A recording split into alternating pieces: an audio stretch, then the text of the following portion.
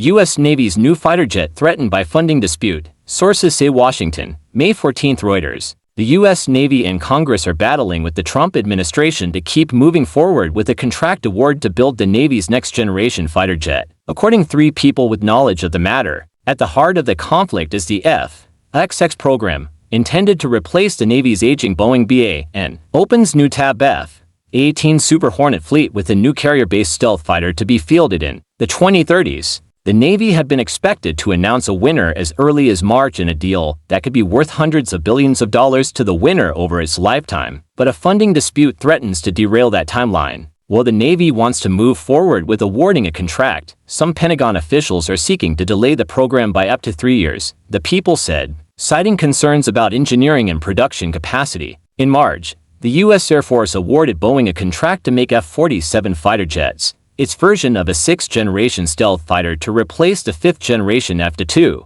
The Air Force has said it planned to buy more than 185 of the planes. Boeing and Northrop Grumman opening parenthesis in OC.N. Opens new tab remain in competition for the Navy contract, while Reuters reported in March that Lockheed Martin LMT.N. Opens new tab had been eliminated from the contest. A 3-year delay for the Navy would effectively cancel the program as it is currently defined, the People said, because contracts and pricing would expire during that time, making a new competition almost inevitable. The Navy declined to comment. A Pentagon spokesperson said it did not comment on internal communications and pre-decisional or deliberative information. The fight over F-XX funding highlights broader questions about the future of naval aviation and the role of aircraft carriers in confronting China. Delaying the program could leave the Navy without a modern fighter capable of operating from carriers in the 2030s and beyond, potentially undermining the fleet's ability to project power in contested environments. China has already made test flights of advanced J-50 and J-36 fighters that it calls 6th generation, the same jet a forward-deployed U.S. Navy would encounter. America can't do much with its aircraft carriers in 30 years if it doesn't invest in a next-generation fighter for the Navy, said a U.S. official. Faster decision-making, extended operational reach, integration with autonomous systems, and maximum lethality are key to the future of air combat, especially in the Indo-Pacific, the official added. The official and the other people declined to be identified due to the sensitivity of the matter. Pentagon reviews, U.S. President Donald Trump's administration is making a push to revamp what the Pentagon buys and how it does so for items ranging from software to jets.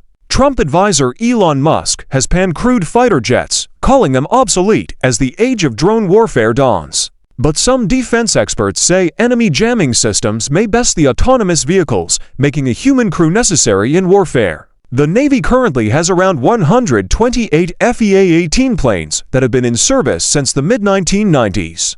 Defense Secretary Pete Hegseth's Cost Assessment Office plans to slash funding for the next-generation jet's development by shifting the $454 million that Congress provided for the F-XX in the fiscal year 2025 budget to other programs.